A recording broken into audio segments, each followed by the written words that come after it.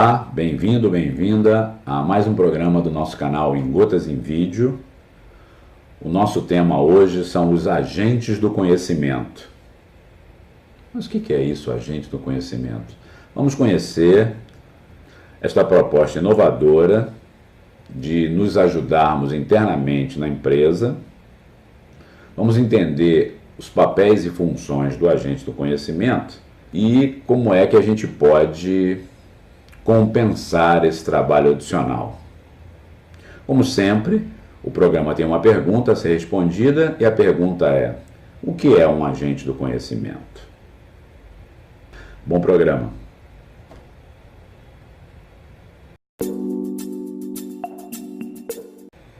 As empresas normalmente estão bem preparadas para lidar com a sua atividade principal, com as atividades do seu negócio, porque normalmente elas contratam pessoas que são excelentes naquela atividade fim do seu negócio. Se você tem uma empresa de telecom, você tem bons técnicos, bons engenheiros nesta área. Se você é de petróleo, você tem pessoas que têm boa formação em química, engenharia mecânica, engenharia de produção e etc. Só que, com relação às atividades de suporte, gerenciamento de recursos humanos, finanças, infraestrutura, nem sempre isso acontece. Por exemplo, você tem um problema a resolver ou uma situação a tratar, tipo, vamos fazer o planejamento da empresa esse ano, vamos melhorar aqui esses nossos processos que a gente precisa evoluir, o mercado já mudou muito, o processo ainda está com uma versão lá de trás. Normalmente você acaba contratando consultores para tentar realizar essa tarefa. O grande problema disso é que o custo dessa coisa é alta, mesmo que você não contrate uma consultoria das 6 grandes irmãs, se você contrate alguma coisa nacional de bom nível, o preço não é tão alto, mas mesmo assim é salgado principalmente para as pequenas e médias. Contudo, você coloca o seu pessoal, todos das atividades fim, atividade meio, a empresa coloca para estudar os assuntos ligados à gestão. Paga um MBA, que nada mais é que um curso gerencial. Alguns MBAs têm especialização, como de projeto, mas a maior parte deles, gestão empresarial, gestão de negócio, finanças, são cursos gerenciais para saber como atuar na organização gerenciando determinada área. Quando o profissional volta para a empresa, ninguém pensa em utilizá-lo naquilo que ele estudou.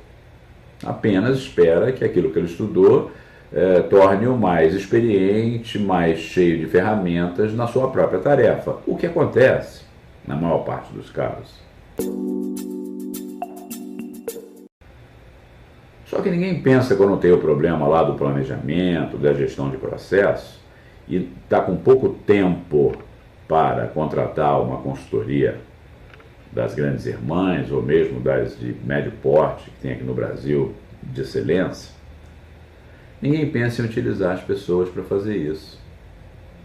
Ninguém pensa que essa pessoa passa a ser um agente do conhecimento daquele assunto que ele estudou na empresa. Mas espera aí, Walter, esse cara fez o MBA, mas fez um monte de matérias, principalmente em gestão empresarial. Foi de A a Z. Tá, mas quais são aquelas que ele tirou nota máxima? Muitas vezes ele faz uma disciplina de estratégia empresarial, planejamento estratégico, e tira nota máxima na disciplina. Esse cara se dedicou a isso. Esse cara parece ter um perfil para isso. Alguém teria que registrar na empresa esses casos de MBAs patrocinados pela organização, saber em que matérias o indivíduo auferiu um grau muito alto. Teve nota máxima, por exemplo. Nesse caso, esse sujeito passa a ser, ou poderia passar a ser, um agente do conhecimento. Aí vem a pergunta, mas o que é isso? O que um agente do conhecimento faz? E como é que esse cara vai ter tarefas adicionais, pelo jeito que você está dizendo, Walter? O que ele recebe em troca disso? Como costuma dizer o americano, qual é a compensation dele para isso? Então vamos por partes. Primeiro, quais as funções de um agente do conhecimento? Um agente do conhecimento é alguém que tem o seu trabalho, está lá na sua área específica da atividade fim, mas ele tem um conhecimento muito forte em algo da atividade de suporte, em algo das atividades de gestão da empresa.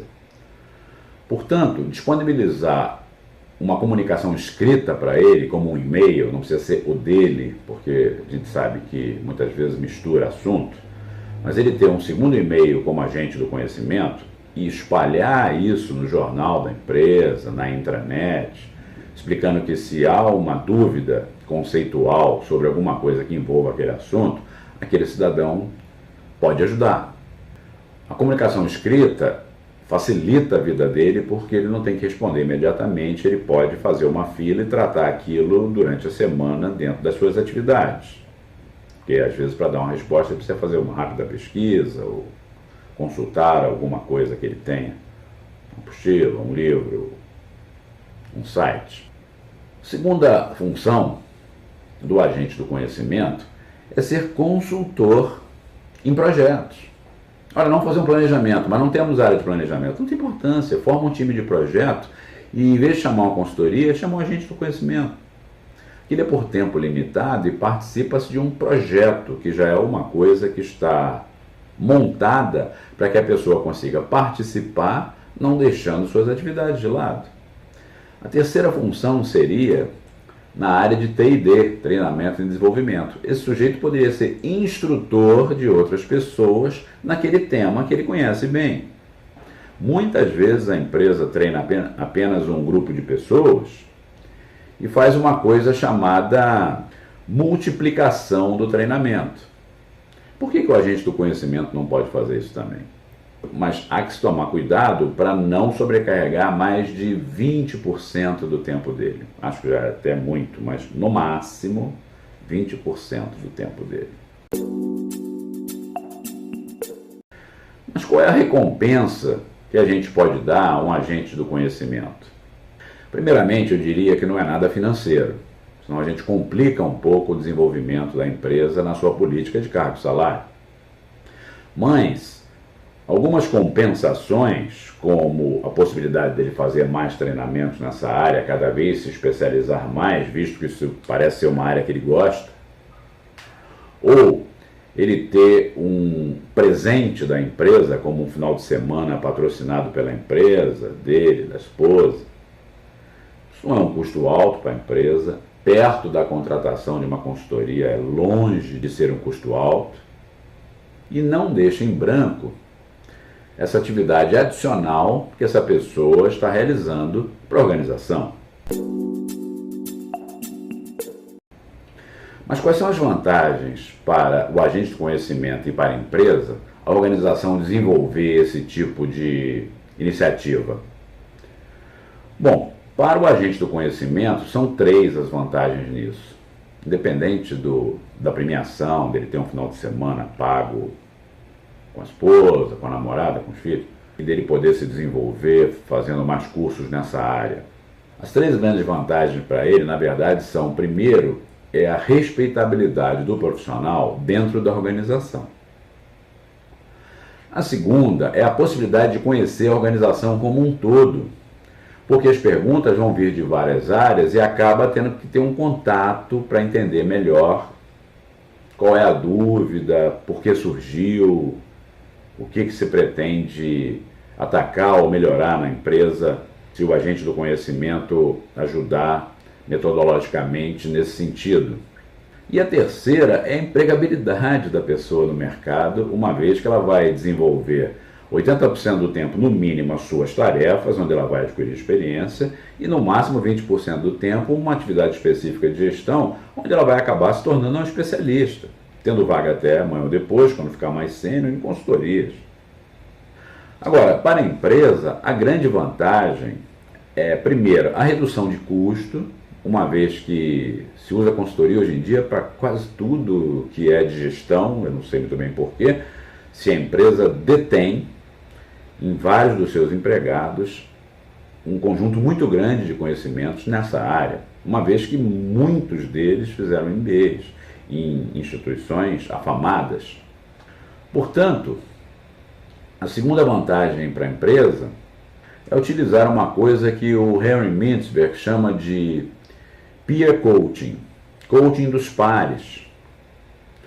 Um profissional ajudar o outro, uma área ajudar a outra, de maneira mais estruturada e formal.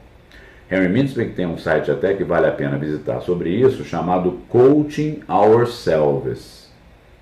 Ou seja, fazendo o coaching de nós mesmos, aqui dentro da organização. Eu creio que vale a pena experimentar essa técnica desenvolvendo o processo dentro da organização. Este é o final do nosso programa. Se gostou do programa, clique na mãozinha aqui embaixo. Inscreva-se no canal, que é muito importante para nós. E sugira temas. Vamos ter o prazer de desenvolver um programa customizado para você. Até a próxima.